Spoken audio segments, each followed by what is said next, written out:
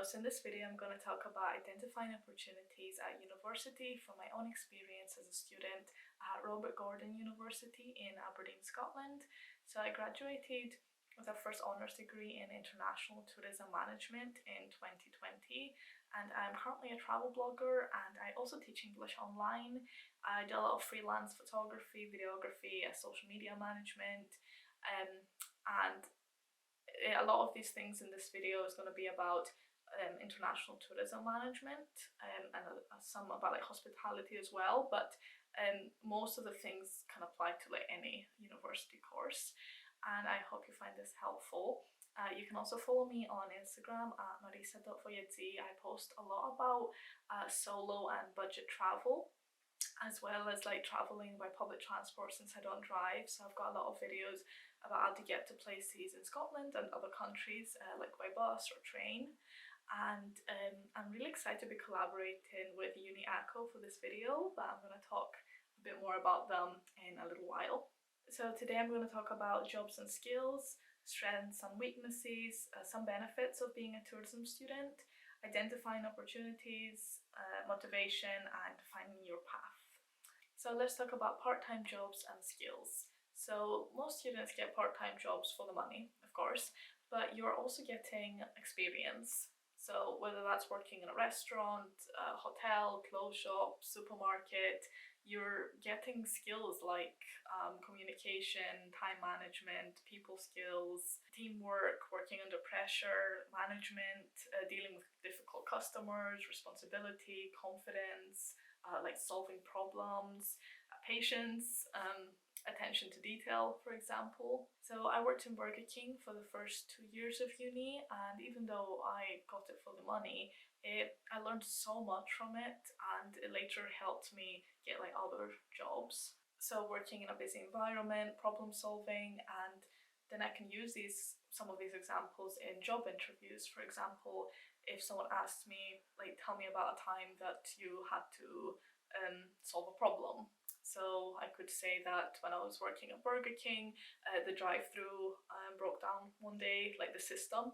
So we decided that one person would go outside and take the orders in person, and they'd message me on Facebook Messenger, and I would like put them in the till and prepare the orders. So that's one example of problem solving that I did when I was working part-time at university. I also learned a lot about management, because even though I wasn't a manager, I still observed what my managers did.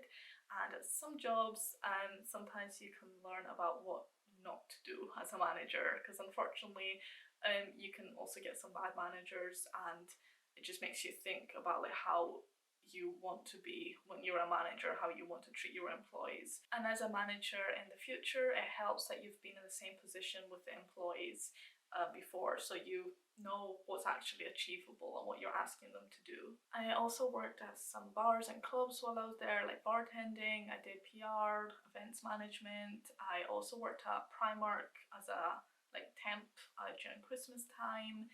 I worked at the university library at RGU as a student ambassador. So all of these jobs, I learned so many different things, and I also just made so many friends from them, because at university, of course, you meet your course mates and maybe your flatmates, which is amazing, but having a part-time job is an opportunity to meet even more people from like different backgrounds and that are not maybe students. So with a rising number of students planning their study abroad journey, of course they're also looking for accommodation that is close to the university but is also affordable. So let me introduce you to Uni Echo. Keeping your convenience as a priority, Uni Echo is a global student accommodation platform. Launched in October 2019, Uni Echo is a global leader in the student accommodation industry with over 3 million beds and a presence in more than 10 countries. Thanks to its 10,000 plus properties, more than 6 million students from more than 155 countries have used their website. Uni Echo's outstanding policies like no university, no pay, no deposit, together with its free of charge services, make it the #1 choice for students travelling overseas. And this isn't all. With special incentives like cashbacks, Amazon vouchers, and more, you have even more grounds to choose UniAco as your student accommodation provider. And the main draw is that UniAco offers a host of room types like studios, ensuite, non-ensuites, twin studios, and more. And it has it all. The fact that you can compare properties based on their features and prices while also getting the benefit of its price match guarantee feature adds to its allure. So these properties have a host of amenities including the gym, theatre, laundry, game room, garden, and so much more. And group bookings call for attractive deals. If you and your friend wish to book your accommodation together, I suggest you proceed with group bookings.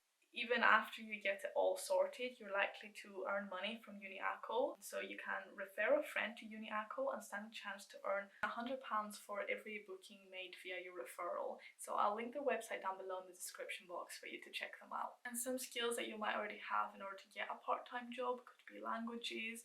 It could be, for example, travel experience. For example, I backpacked around the US for 30 days on my own, so I used like communication and organizational skills. For example, if you're like an international student and you move to Aberdeen, it could be like adapting to a new culture. And now about strengths and weaknesses. So for example, mine are communication skills, creativity, and identifying opportunities. And by recognizing those strengths, it helped me know what jobs and what hobbies I want to pursue, and it also like motivated me. And weakness of mine is fear of public speaking. But again, by recognizing it, I can do something about it. It gives me something to practice and improve, and it's something that I have to do, so I have to find a way to cope with it. So for example, if someone asks me at a job interview, like what's your strengths and weaknesses, and I say like my weakness is the fear of public speaking, I also have to say that I'm working on it, and like how am I working on it. So for example, I went to some like public speaking courses and I'm like practicing to get better at it. So that's like a solution to the weakness. One of the great things about tourism and hospitality is that there's so many different options for jobs.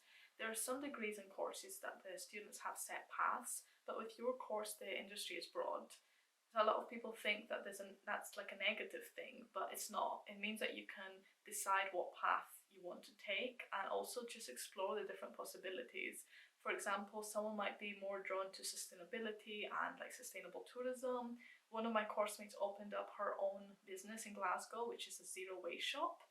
I was particularly interested in like the marketing and like destination marketing, and therefore expanded my skills on that and turned my interest into a job.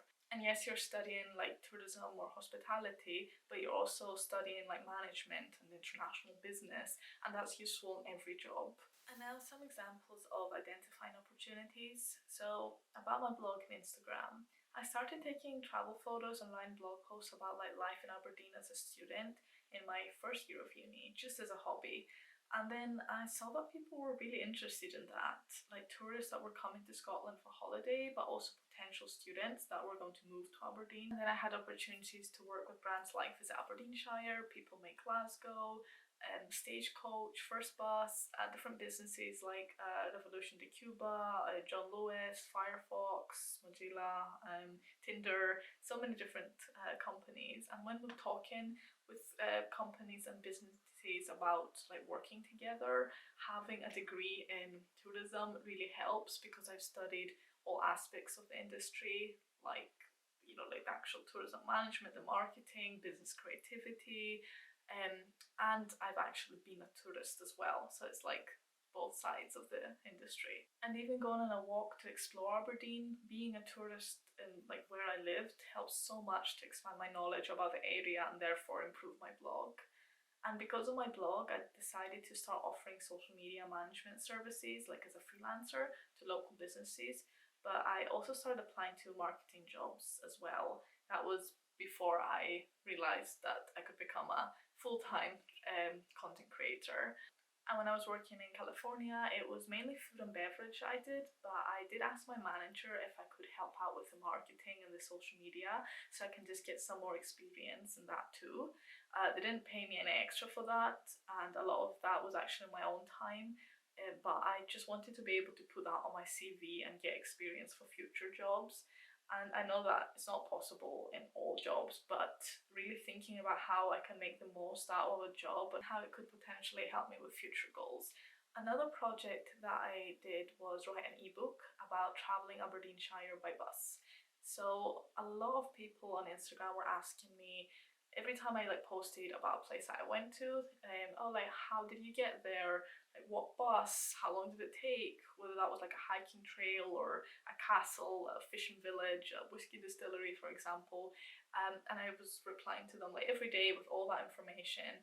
And then I realized that maybe I could basically take advantage of that and write an ebook and then sell it, because there was demand there. People were very interested in it, a lot of people. I had the knowledge, I had the information, I had done it, I had the photos for it as well. And so I spent a few months, I put a lot of work into it, and okay, it might not make, of course, full-time money from that, but it's passive income. So basically, even when I'm sleeping, someone can buy it off my website and I make money. So yeah, I identified that opportunity and I just worked really, really hard for a few months writing it. And now, like I said, it's passive income. So it's just, yeah, another stream of income from my business. Writing like an ebook, or for example, any like side project that you enjoy doing, like a podcast, a YouTube channel, anything basically, you can show to like future employers, and hopefully that will make you stand out. It just shows that like what you've like accomplished in your free time, that you've got, for example, good writing skills or like editing, that you're creative. You can even talk about how it involves like a lot of research and communication skills, maybe like reaching out to local businesses and tourism organizations that will like that was like featured in the ebook, for example. Because that's what I did with my ebook. And now if I wasn't self-employed and if I was like looking for a job, I would definitely put my ebook on my CV to hopefully make me stand out. I also want to talk a little bit about teaching English online, because I graduated in 2020, so it was right at the beginning of the pandemic. It was quite scary as a tourism graduate because it was like no jobs. I lost my 2 part-time jobs as a bartender and working at the library.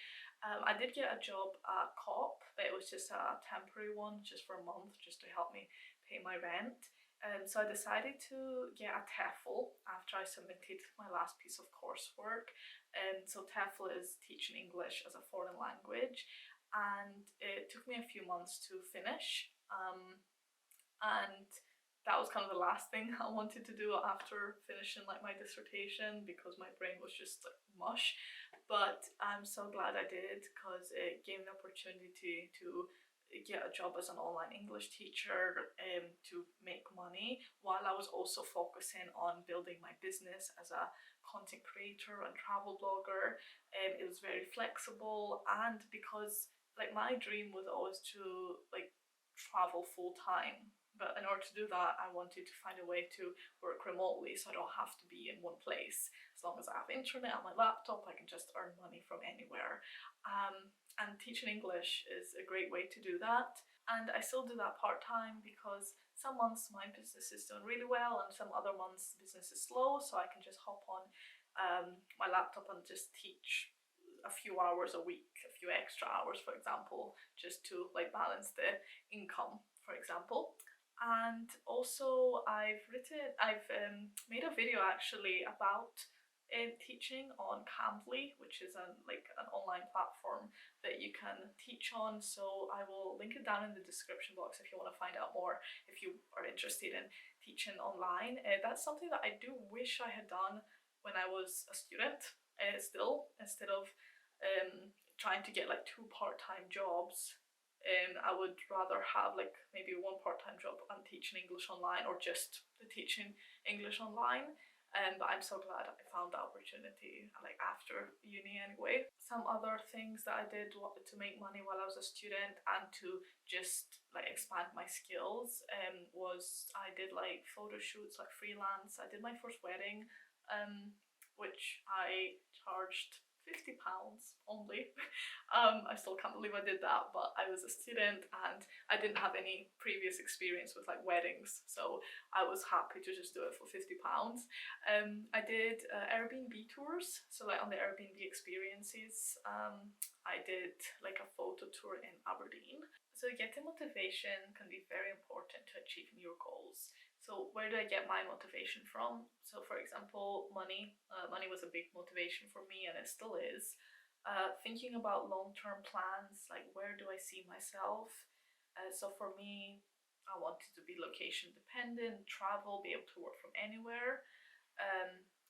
Assessing my goals, so like what do I want to achieve, and having role models because they all started from somewhere. So for me it could be like a YouTuber or travel blogger, and of course being passionate about something, because for me I was so passionate about creating like online content about travel that, like I said, it was my hobby. So I didn't mind working on that hobby and making zero money for so many years as a student, um, just so it can become my job.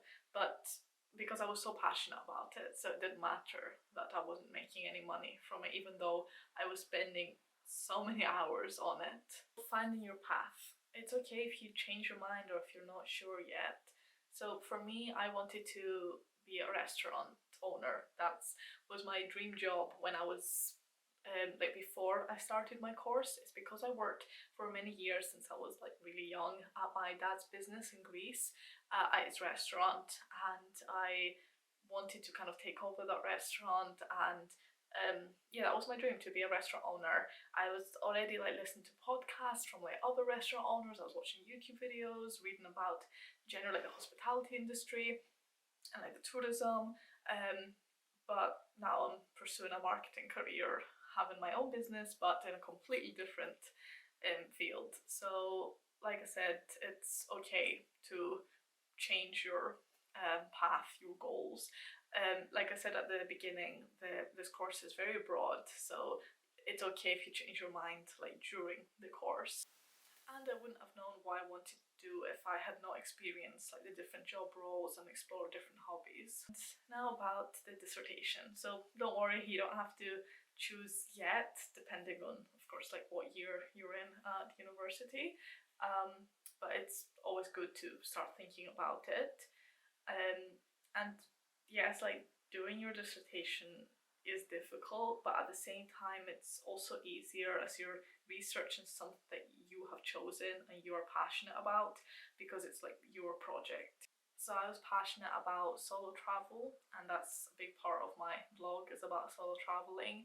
So I used my hobby, which is like was video editing, and my passion, solo travel, to create a documentary for my dissertation about an exploration of stepping outside one's comfort zone by being a solo tourist and the possible impacts on confidence. I'll link that down in the description box as well, because I've uploaded it on YouTube just so you can see. Of course, you don't have to do a documentary, you can just do the written part. I chose to do like a documentary plus the written part. This can also help for like future jobs, to like show your employer like your dissertation, to show like all the effort you put in, all the research, the writing skills. For example, I had to interview a lot of people, so I talk, if I was to go to an interview, I could talk about the communication skills and how I interviewed many different people from different backgrounds, different ages, how I set it all up, of course my video editing skills, my filming and everything. Putting in the effort. So if you're interested in something specific within your degree, you need to work on it in your own free time and expand your knowledge on your own. For me, it was also helpful to look at my personal interests and how they were like in sync to my university, and how I could like create more opportunities from like putting my knowledge from like both parts together. University is giving you foundation, but it's up to you to identify your skills and expand them where necessary in order to get a job. So thank you so much for watching. I hope you found this video helpful. Like I said, this is just from my own experience, but I thought I'd make a video about it because I get a lot of questions about this on Instagram as well as YouTube. And like I said before, you can follow me on Instagram if you want, on marisa.wayadzi. I post a lot about solo travel and public transport, since I don't drive, a lot about budget travel as well. And I'll link it down in the description box to check it out. But I will see you in the next video.